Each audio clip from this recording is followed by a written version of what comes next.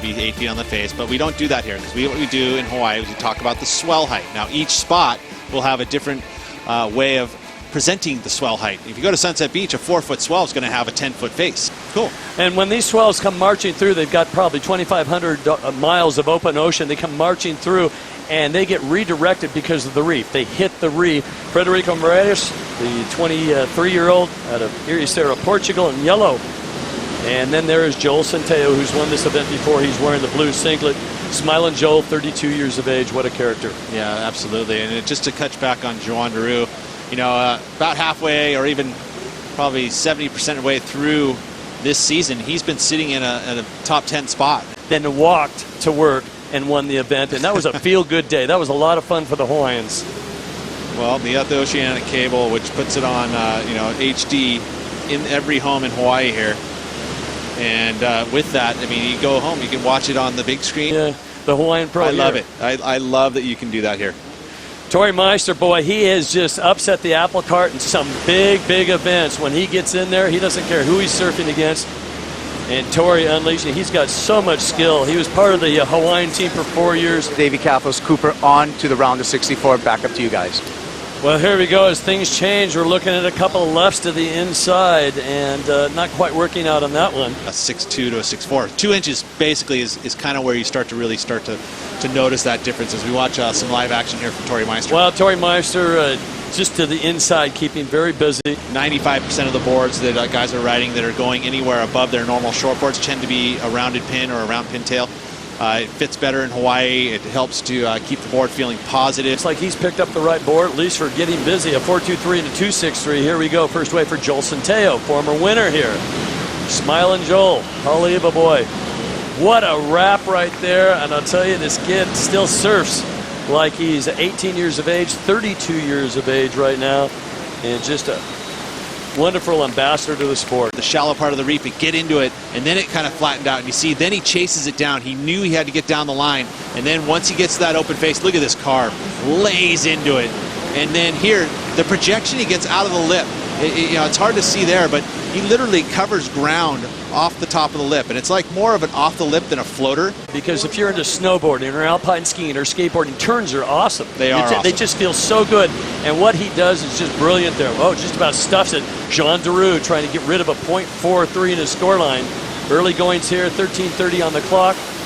Daru is a madman. He is fearless from Andres, France. That's near Biarritz in Anglais. He's part of the Hosagor Surf Club, the 26-year-old. And he's knocking on the door. We'll see what happens here. We've seen a lot of great miracles, last-minute heroics here on the North Shore in these first two events. And what does Sean Thompson, the great Sean Thompson, say? You're going to lose a lot more than you win. You really got to. Winning's easy. You got to figure out what you did and how to improve it, and just don't take it too hard. Again, the winning seems super easy, right? Because you're usually everything's just clicking for you. But that losing, man, it can get frustrating. Yeah, I guess if you wanted to call him that. But hey, what's your wingspan? 6'3". Here we go, Frederico. Frederico looking to launch. There he goes. Can he rotate around? Nope. Soft landing. We're down to 7:48 on the clock. Again, Terry Ahui's done a great job. As we take a look, Pome Hoapili is out in the lineup. We did see Steve Machen early. Kavika Foster, Camus Bloomfield. All of the duties during the Quicksilver Eddie Aikau event, so always good to have the best in the world there helping out. Well, with first priority, and this could be an interference, and it could take our #1 surfer down. Joan Daru drops in, does not think that our surfer in white, who had priority, could make this section. That is a tough one, Pete. Well, let's take a look. Well, it comes down to it because he's got priority. He's making the move. He comes down the line. Joan Daru thinks, you know what, he's not going to get there. And, I don't know if he could have gotten to that corner. And it's tough to see from this angle. I tell you, you go in the water and you surf with pros, they make so many sections. And that's going to be a tough call right there. Your left hand or your right hand? It depends on which way the wind's blowing. Yep. Looking to launch. Frederico Moraes can find a section here. There's the launch, and is he upset? He started with the 2.27, trying to better a .80. He finds himself in the 4 spot, needing a 5.74. So far, there's no interference call. You might have called it right there, Pete. Nah, I just don't. He has to be a hindrance of scoring potential, and I think the judges there, as we see, wow, look at this wave for Joel. Well, Joel, this is his home spot. He walks to work, in Haleiwa here, and if anybody knows to pick the right wave in any conditions, it's Joel Centeno. Probably the second highest wave of the heat. That's the second one being a 5.33. But watch this, and he lays into that first turn, drifts the fins, comes around the corner again, perfectly timed, another big arc.